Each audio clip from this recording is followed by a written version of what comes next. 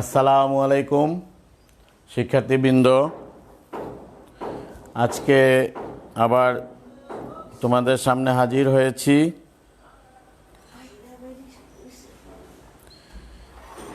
তোমরা আশা করি সবাই ভালো আছো, নিরাপদে আছো। আমাকে দেখা যাচ্ছে কিনা এবং সাউন্ড আছে কিনা, যারা যুক্ত হচ্ছ একটু জানাবে।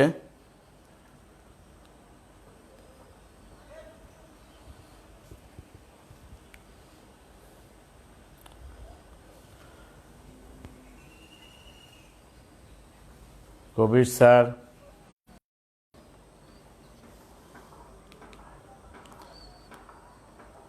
কবির স্যার আছেন? আমার সম্মানিত কবির খান বিপ্লব, একটু কমেন্টস বক্সে একটু জানান আমার বোর্ড এবং স্পষ্ট দেখা যাচ্ছে কিনা, সাউন্ড ঠিক আছে কিনা। তাহলে আমরা পরবর্তী কাজে চলে যাব।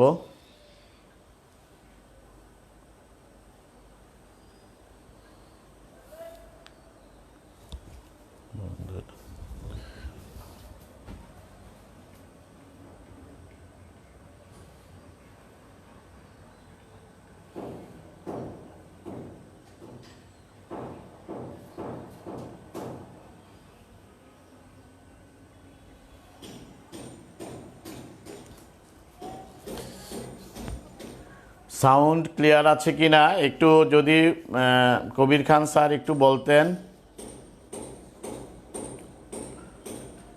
যদি যুক্ত হয়ে থাকেন একটু কমেন্টস বক্সে।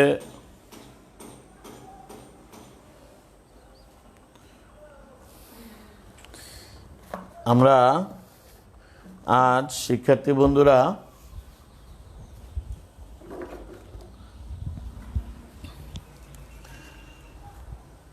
তোমাদের সাথে আজকে আমরা হিসাব বিজ্ঞানের দুতরফা দাখিলা পদ্ধতি নিয়ে আবার শুরু করছি। আমরা গত দুইটা ক্লাস আমাদের দুতরফা দাখিলা পদ্ধতির যে বিষয়গুলো, ধারণা, মূলনীতি, সুবিধা, তারপরে ডেবিট ক্রেডিট নির্ণয়, এগুলো আমরা ভালোভাবে শিখেছি। আজকে আমরা একটা কাজ করব। কাজ হলো, তোমাদের বই খাতা কলম নিয়ে বসে যাও।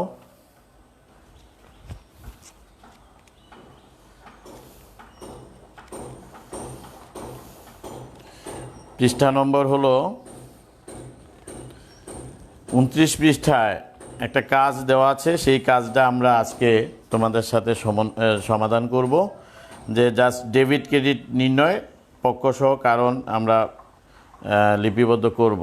তো চলো আমরা কাজটা শুরু করি। আমি একটু নিশ্চিত হতে চেয়েছিলাম যে আমার সাউন্ড ঠিক আছে কি না।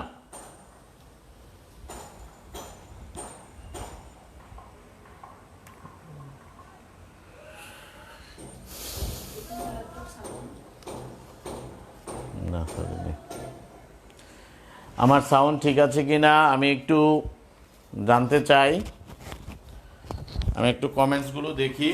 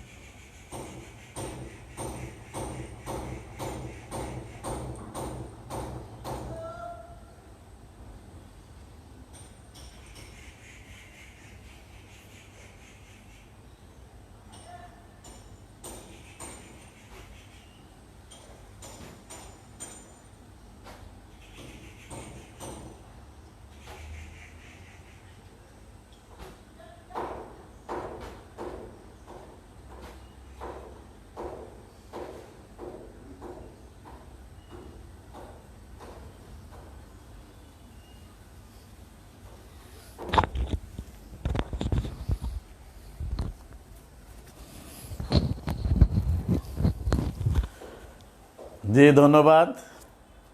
ঠিক আছে, কতবার বলেছেন, আসলে কমেন্টসগুলো আমি সেইভাবে দেখতে পারিনি।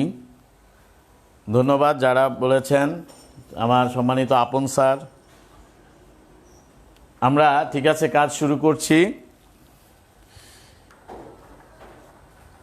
আমাদের আজকের কাজ শিক্ষার্থী বন্ধুরা, কাজটা হলো এই দুতরফা দাখিলা পদ্ধতিরই একটা অংশ। 29 নম্বর পৃষ্ঠাটা তোমাদের খোলো। কাজটা আগে আমরা একটু পড়ে শুনি, তারপরে আমরা কাজে যাই। মেসার্স জয়া অ্যান্ড কোং এর নিম্নোক্ত লেনদেনসমূহের ডেবিট ও ক্রেডিট পক্ষ কারণসহ উল্লেখ করতে বলেছে, উল্লেখ করো। এখানে আমাদের যেই লেনদেনগুলো দেওয়া আছে সেটাকে আমরা প্রথমে দুইটা পক্ষে বিশ্লেষণ করব। তার সামনে কোনটা ডেবিট, কেন ডেবিট, তার কারণটা লিখতে হবে। আর যেটা ক্রেডিট হচ্ছে, কেন ক্রেডিট হচ্ছে সেটার কারণটাও লিখতে হবে। তার জন্য বলে রাখি, আমরা গত যে ক্লাসে আমরা ডেবিট ক্রেডিট নির্ণয়ের এখানে আমরা দেখিয়েছিলাম যে হিসাব সমীকরণের যে উপাদানগুলো নিয়ে আমরা যে 5টা হিসাবের ধরন পেয়েছি বা শ্রেণীবিভাগ পেয়েছি, কখন ডেবিট হবে কখন ক্রেডিট হবে সেটা আমরা ওই দিন উল্লেখ করেছি। তোমাদের স্পষ্ট হয়তো মনে আছে, যদি মনে না থাকে তারপরেও আমি আবার একটু বলছি, তোমরা একটু খেয়াল করো, একটু রিকল করো। যেমন আমরা হিসাব সমীকরণের মূল উপাদানগুলোকে সাজালে আমরা 5 ধরনের হিসাব দেখতে পেয়েছি।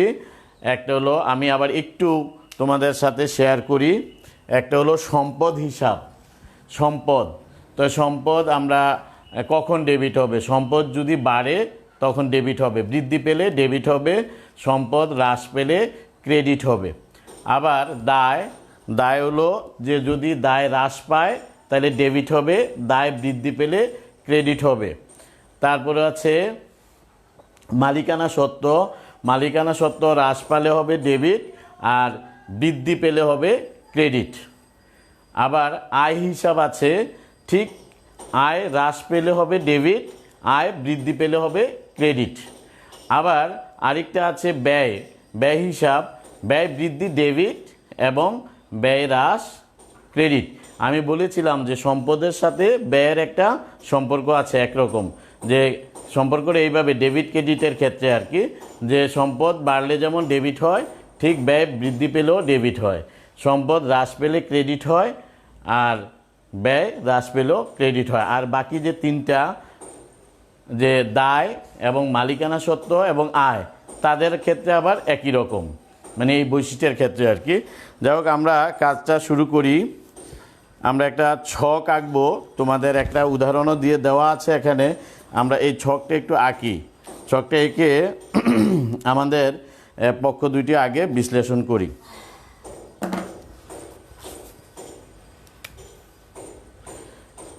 যখন 1 নম্বরে লেখা আছে মিসেস জয়া মুখার্জি ব্যবসায়ে আরও 20,000 টাকা বিনিয়োগ করলেন। কথাটা একটু খেয়াল করবে, মিসেস জয়া মুখার্জি ব্যবসায়ে আরও 20,000 টাকা বিনিয়োগ করলেন। এই আরও কথা দিয়ে বোঝাচ্ছে যে তার ব্যবসা প্রতিষ্ঠানটা চলছে, সে আবার নতুন করে আরও 20,000 টাকা বিনিয়োগ করছে। তাহলে এখানে আমরা দুইটা পক্ষ বিশ্লেষণ করি, যে একটা হলো জয়া মুখার্জি যেহেতু টাকা নিয়ে আসছে তাহলে নগদ টাকা, আরেকটা হলো যেহেতু জয়া মুখার্জি মালিক, সে তার মালিকানা বৃদ্ধি পেয়েছে, তাহলে এখানে আমরা সেটা করব, এখানে নাম দিব আমরা এখানে আরও যেহেতু বলছে তাহলে আমরা বুঝবো যে অতিরিক্তভাবে আনছে, অতিরিক্ত মূলধন। তাহলে এখানে আমরা দুইটা পক্ষ বের করি, একটা হলো নগদান হিসাব,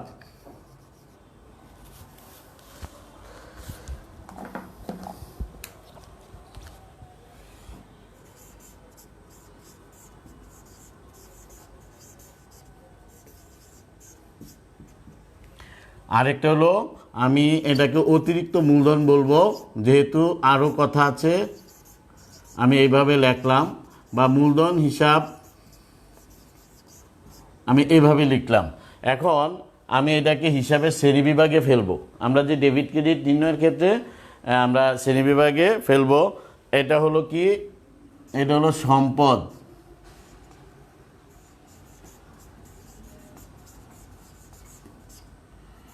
এটা হলো সম্পদ। তাহলে সম্পদ কি বৃদ্ধি পেয়েছে, তাহলে এটা হবে ডেবিট। যেহেতু সম্পদ বৃদ্ধি পেয়েছে এটাকে আমরা ডেবিট দেখাবো, এটা হবে ডেবিট। আচ্ছা, আমরা যদি এইভাবে না লিখি, এটা এইভাবে লিখি তাহলে আরো সুন্দর হয়। এটাকে আমরা এখানে এটা লিখবো ডেবিট।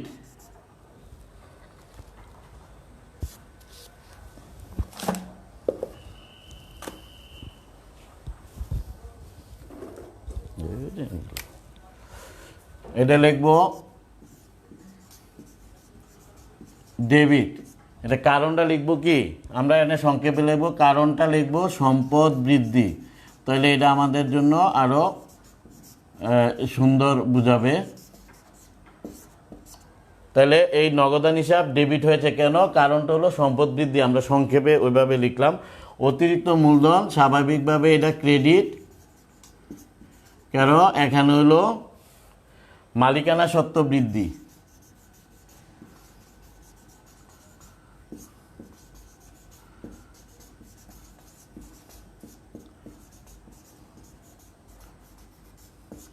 তো সম্পদ বৃদ্ধি হলে ডেবিট হবে, আর মালিকানা সত্ত্ব বৃদ্ধি হলে ক্রেডিট হবে। কারণ নগদান হিসাব ব্যবসায় নগদ টাকা আসছে, অর্থাৎ সম্পত্তি বৃদ্ধি পেয়েছে। আর অতিরিক্ত মূলধন, আমি এখানে অতিরিক্ত মূলধন লিখলাম এই কারণে যে সে বলছে আরও 20,000 টাকা নিয়ে আসছে, আমরা টাকার অঙ্কটা সামনে লিখতে পারি। আচ্ছা, আমরা জাস্ট ডেবিট ক্রেডিট নির্ণয়ের, এটা হলো কারণ, এটা আমরা করব, এটা কারণ সহ আমরা লিখছি, আমরা কারণটা সংক্ষেপে লিখছি। তারপরে আসো আমরা নেক্সট 2 নম্বরে কি হচ্ছে সেটা একটু দেখি। হ্যাঁ, 2 নম্বর হলো অফিসের জন্য ক্রয় করা হলো 25,000 টাকা। তাহলে 2 নম্বরে হলো আমরা এখানে একটু এই লেনদেনটার 2টা পক্ষ বিশ্লেষণ করব। একটা হলো কম্পিউটার ক্রয়, কম্পিউটার ক্রয়কে আমরা অফিস সরঞ্জাম বলতে পারি। তাহলে অফিস সরঞ্জাম এক ধরনের সম্পদ, তাহলে এখানে কম্পিউটার, আমরা কম্পিউটার লিখব না, অফিস সরঞ্জাম। তাহলে একটা পক্ষ হলো অফিস সরঞ্জাম হিসাব, আরেকটা পক্ষ হলো যেহেতু আমরা ক্রয় করছি নগদ টাকা চলে গেছে, তাহলে নগদান হিসাব। তাহলে এখানে আমরা লিখব, এই ক্ষেত্রে লাভ,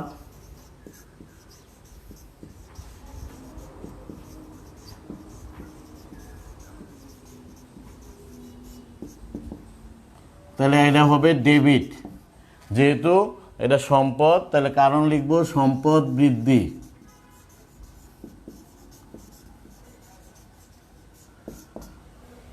আর এটা লিখব নগদান হিসাব,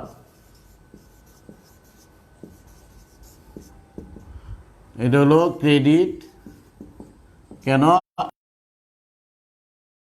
তাহলে এটা চলে সম্পদ হ্রাস, কারণটা লিখব সম্পদ হ্রাস। তাহলে আমরা এখানে লিখলাম এই যে সম্পদ বৃদ্ধি পেলে হচ্ছে ডেবিট, সম্পদ হ্রাস পেলে হচ্ছে ক্রেডিট। যেহেতু নগদ টাকা কি হয়েছে, চলে গেছে, হ্রাস পেয়েছে। আমরা 3 নম্বরেরটা লিখি, তোমরা লিখে নাও এগুলো। আমরা 3 নম্বরেরটা আবার লিখবো এখানে, অফিস ভাড়া 3 মাসের অগ্রিম প্রদান করা হলো। তাহলে অফিসের ভাড়া এটা অগ্রিম দিয়েছে, অগ্রিম খরচ। তাহলে অগ্রিম খরচ হলে অফিস ভাড়া এটা একটা খরচ, কিন্তু তার আগে যদি অগ্রিম শব্দ থাকে তাহলে এটা আমরা সম্পদ হিসাবে চিহ্নিত করব। তাহলে অগ্রিম ভাড়া দেওয়া হয়েছে, এটা 3 মাসের জন্য অগ্রিম দেওয়া হয়ে গেছে। তাহলে এখানে 2টা পক্ষ, একটা হলো অগ্রিম ভাড়া হিসাব, আরেকটা হলো নগদান হিসাব। তাহলে অগ্রিম ভাড়া হিসাবটা আমরা প্রথমে ডেবিট করব, কারণ অগ্রিম ভাড়া এখানে আমরা কোনো খরচ যদি দেওয়া থাকে, অর্থাৎ আমার এটা দেওয়ার কথা না, আমি দিয়ে ফেলছি, তাহলে অগ্রিম ভাড়া এটা আমার জন্য সাময়িকভাবে সম্পদ হিসাবে আমি চিহ্নিত করব। তো ডেবিট, নগদান হিসাব ক্রেডিট।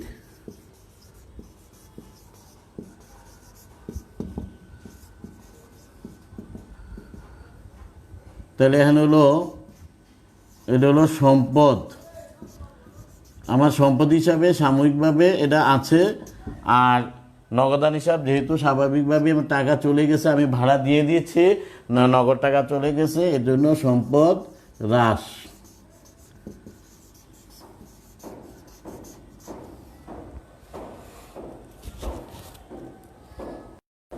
তাহলে আমরা এখন এই তিনটা ইয়া করলাম, আমরা এরপরে 4-এর ইয়াটাতে চলে যাই। বিক্রয় করা টাকা, আমরা 4 নম্বরের ইয়াটা এখানে লিখি।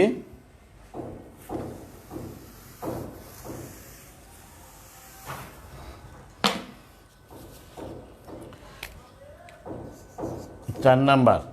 তাহলে এখন রাজনের নিকট বিক্রয় করা হলো। শিক্ষার্থী বন্ধুরা, আমরা পণ্য বিক্রয় করছি, পণ্য বিক্রয় করলে আয় হয়। এখানে দুইটা পদ্ধতিতে বিক্রয় করা হয়, একটা হলো নগদে এবং তাহলে যেহেতু একজন ব্যক্তির নাম উল্লেখ আছে তাহলে আমরা এটা ধরে নিব এটা বাকিতে বিক্রয় করা হয়েছে।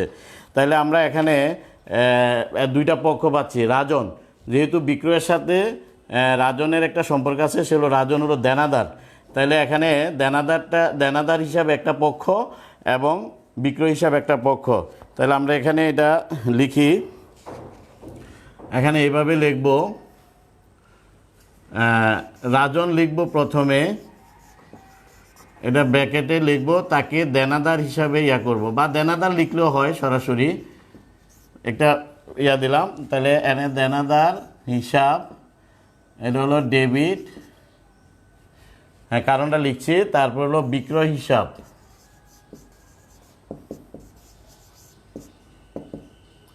ক্রেডিট। এটার কারণটা হলো রাজন এখানে দেনাদার, যেহেতু আমি পণ্য বিক্রয় করছি তার কাছে টাকা পাবো, হ্যাঁ, তাহলে আমি তার কাছে টাকা পাওনা আছে, তাহলে তাকে সম্পদ। তাহলে এখানে আমরা লিখব সম্পদ বৃদ্ধি।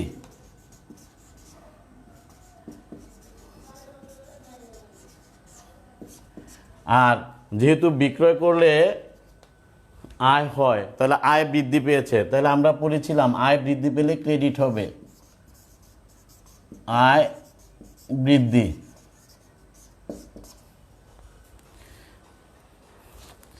তারপরে আমরা নেক্সট চলে যাই 5 নম্বরে। হ্যাঁ, 5 নম্বরে বলা হয়েছে ব্যাংক চার্জ ধার্য করলো। শিক্ষার্থী বন্ধুরা একটু খেয়াল করো, ব্যাংক চার্জ ধার্য করলো। আমরা বিভিন্ন সময় ব্যাংকে টাকা জমা রাখি এবং ব্যাংক থেকে টাকা তুলি, এর জন্য ব্যাংক একটা নির্দিষ্ট সময় পরে আমাদের থেকে খরচ কেটে রাখে, মানে এটাকে বলছে ব্যাংক চার্জ, এটা ধার্য করছে, তাহলে এটা আমাদের জন্য খরচ। তাহলে এখানে দুইটা পক্ষ, একটা পক্ষ কি, একটা ধরলাম ব্যাংক চার্জ হিসাব, আর তাহলে এটা কোথা থেকে যাবে মানে টাকাটা, তাহলে এখানে দুইটা পক্ষ আছে, একটা ব্যাংক চার্জ হিসাব। আর ব্যাংক চার্জ খরচ করলে ব্যাংক বলবে না যে আপনি এসে টাকাটা দিয়ে যান, সে তোমার যে ব্যাংকে যে অ্যাকাউন্টের যে পরিমাণ টাকা আছে সেখান থেকে কেটে রাখবে। তাহলে এখানে একটা হলো ব্যাংক চার্জ হিসাব আর একটা হলো ব্যাংক হিসাব। তাহলে আমরা 5 নম্বরে যে পক্ষ দুইটা লিখলাম, একটা হলো ব্যাংক চার্জ,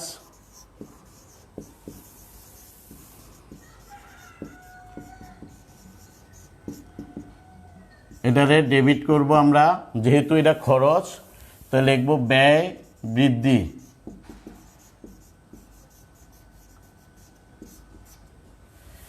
আর ব্যাংক হিসাব, যেহেতু ব্যাংকের থেকে টাকাটা কেটে নিচ্ছে,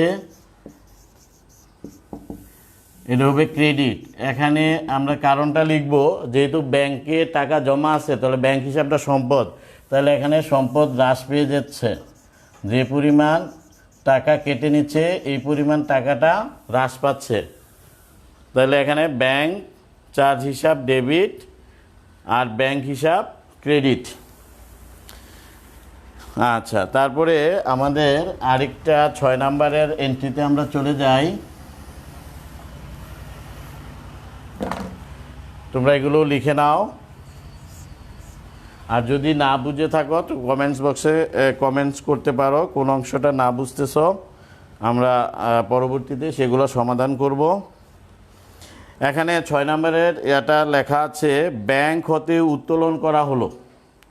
তাহলে যেহেতু ব্যাংক হতে উত্তোলন করা হয়, এখানে স্বাভাবিকভাবে আমরা মনে করব যে ব্যবসায়ের প্রয়োজনে ব্যাংক থেকে টাকা তুলে এনেছে। তাহলে এখানে দুইটা পক্ষ, একটা হলো নগদান হিসাব আর একটা হলো ব্যাংক হিসাব।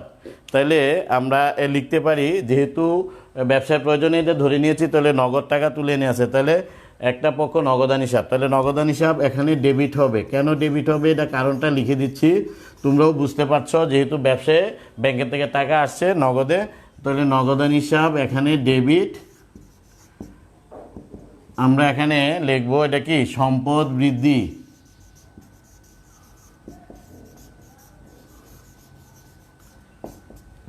আর আরেকটু হলো ব্যাংক হিসাব, যেহেতু ব্যাংকের টাকা কমে গেছে, আমি টাকা তুলে নিয়ে আসাতে ব্যবসায় টাকা চলে আসছে, ব্যাংকে টাকা কমে গেছে, তাহলে ব্যাংক হিসাব হয়ে যাবে ক্রেডিট।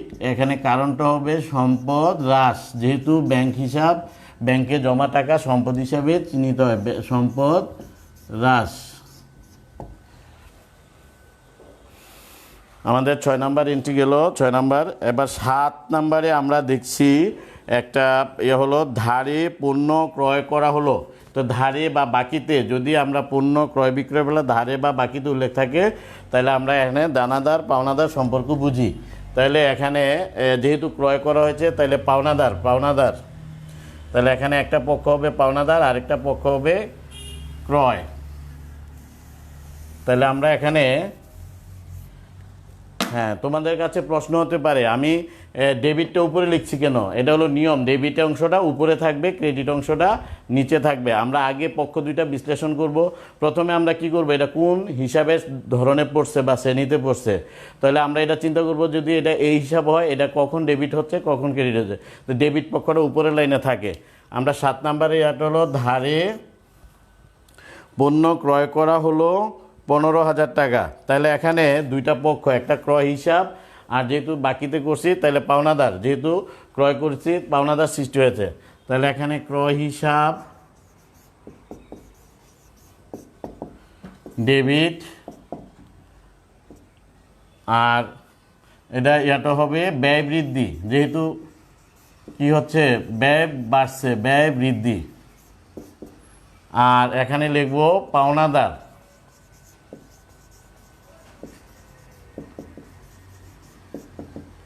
এটা হবে ক্রেডিট। এখানে পাওনাদার, এটা কি দায় বৃদ্ধি। ওই যে দায় আমরা বলছিলাম, পাওনাদার মানে দায়, ওই যে এল এর কথা বলছিলাম, দায় বৃদ্ধি। তাহলে এটা হলো পাওনাদারটা হলো আমাদের হিসাবের শ্রেণী বিভাগটা হলো দায়ে পড়ছে, তাহলে পাওনাদার সৃষ্টি হওয়া মানে দায় বৃদ্ধি পাওয়া, তাহলে এই জন্য এটা ক্রেডিট হবে পাওনাদার। তারপরে আমরা নেক্সট যাই 8 নাম্বারে।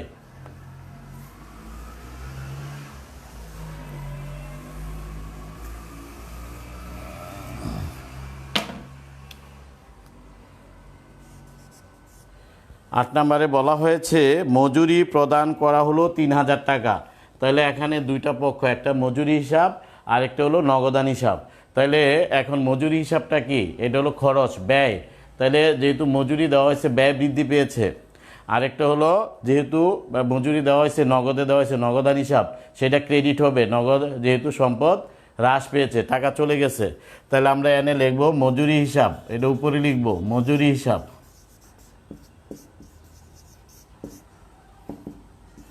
ডেবিট, এখানে লিখব ব্যয় বৃদ্ধি।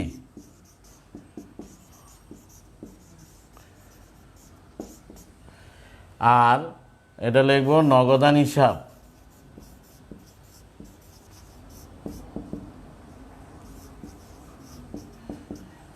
এটা হলো সম্পদ হ্রাস, যেহেতু নগদটা সম্পদ।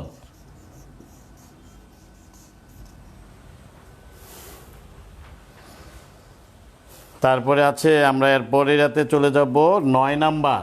9 নাম্বারে দেওয়া আছে ক্রয় ফেরত 2,000 টাকা।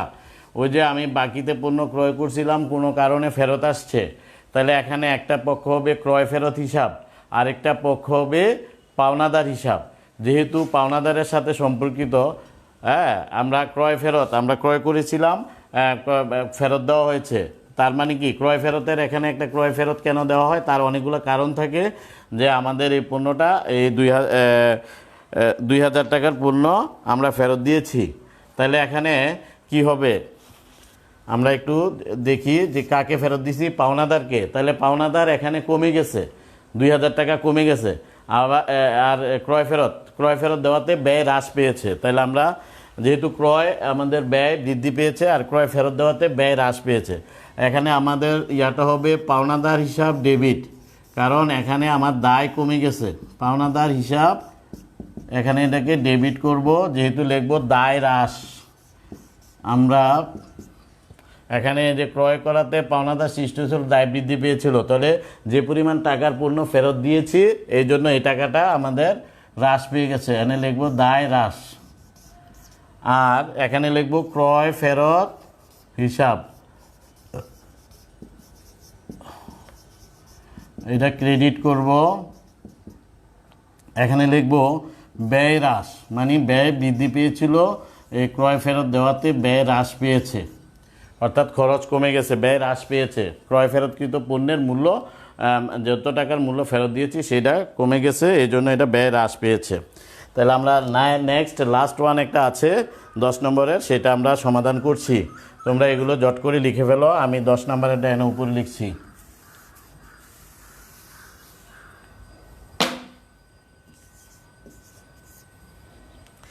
10 নম্বরে বলা আছে ব্যাংকে জমা দেওয়া হলো 10,000 টাকা। তাহলে ব্যাংকে জমা দেওয়া মানে কি? তাহলে এখানে ব্যাংকে দুইটা পক্ষ, এখানে একটা হলো ব্যাংক হিসাব, আর যেহেতু জমা দিয়েছি নগদান হিসাব, তাহলে এখানে আমরা জাবেদাটা কি হবে, মানে ডেবিট ক্রেডিট পক্ষটা কি হবে, আমরা এটার প্রেক্ষিতেই জাবেদা করব। তাহলে এখানে এটা আমরা প্রথমে কোন হিসাব ডেবিট হবে, যেহেতু ব্যাংকে টাকা জমা বেড়েছে, তাহলে ব্যাংকের সম্পদ বৃদ্ধি পেয়েছে, তাহলে ব্যাংক হিসাব আগে ডেবিট হবে, ব্যাংক হিসাব ডেবিট। তাহলে এখানে আমরা কি লিখব, সম্পদ বৃদ্ধি, কারণটা লিখব সম্পদ বৃদ্ধি। আর যেহেতু নগদ টাকা নগদান হিসাব ক্রেডিট, এটা ক্রেডিট হবে কেন, যেহেতু নগদ টাকা ব্যবসা থেকে কমে গেছে, তাহলে এখানে কি নগদান হিসাবটাও একটা সম্পদ, এখানে সম্পদ হ্রাস পেয়েছে, ব্যবসায়ী টাকা ছিল এখান থেকে এটা কমে গেছে, তাহলে এখানে সম্পদ বৃদ্ধি সম্পদ হ্রাস। এ হলো আমাদের লাস্ট ওয়ানের, এটা মানে একদম লাস্ট যেই আমাদের লেনদেনটা ছিল। তাহলে এখানে ব্যাংক হিসাব ডেবিট, যেহেতু ব্যাংকে টাকা জমা দেওয়া হয়েছে, ব্যাংক হিসাব ডেবিট আর নগদান হিসাব ক্রেডিট। যে এই পদ্ধতিতে আমরা করলাম, আমি একটু শর্টকাট পদ্ধতিতে করলাম, কারণটা পাশে লিখলাম, ওইসব টাকার অঙ্কটা লিখলে আরও সুন্দর হতো, আমরা টাকার অঙ্কটা জাস্ট মুখে মুখে বললাম। তাহলে আমরা এই যে কাজ, তোমাদের এই কাজের অঙ্কটা করলাম দুতরফা দাখিলা পদ্ধতির, এখানে তোমাদের উদাহরণেও সুন্দরভাবে দেওয়া আছে, আমি মুখে মুখে কারণগুলো বলেছি সংক্ষেপে। তাহলে এখানে কেন এটা ডেবিট হচ্ছে, কেন ক্রেডিট হচ্ছে, আমি সংক্ষেপে এখানে দেখিয়েছি। তোমাদের এই ধরনের এক পরীক্ষা প্রশ্ন এই ধরনের থাকবে, তোমরা এইভাবে শর্টলি লিখলে হবে যে ডেবিট ক্রেডিট, কারণটা লিখবা কেন সম্পদ বৃদ্ধি, এটা হলো যদি সম্পদ বৃদ্ধি পায় তাহলে ডেবিট হবে, সম্পদ হ্রাস পেলে ক্রেডিট হবে। যেটা হিসাবে শ্রেণীবিভাগে যেভাবে আছে, সম্পদ যখন আমরা হ্রাস পাই তখন আমরা কি করি, ক্রেডিট করি, আর সম্পদ বৃদ্ধি পেলে ডেবিট করি। আরেকটা বলে রাখি, আরেকবারও বলেছিলাম যে আমরা ডেবিটের মানে পক্ষটা আগে লিখব, ক্রেডিটের পক্ষটা নিচে লিখব, উপরে লিখব হলো ডেবিট পক্ষ, নিচে লিখব ক্রেডিট পক্ষ, এটা হলো নিয়ম। তাহলে শিক্ষার্থী বন্ধুরা, আজকে আমরা কাজ সমাধান করলাম। তোমাদের সামনে আরও যেই অংশগুলো নিয়ে আমরা পরবর্তী ক্লাসে আমরা আলোচনা করব। তোমাদের একটা বাড়ির কাজ এখানে দেই, তোমরা বাড়ির কাজটা একটু লিখে নাও। আমি এটা মুছে ফেলি, তোমাদের জন্য একটা বাড়ির কাজ।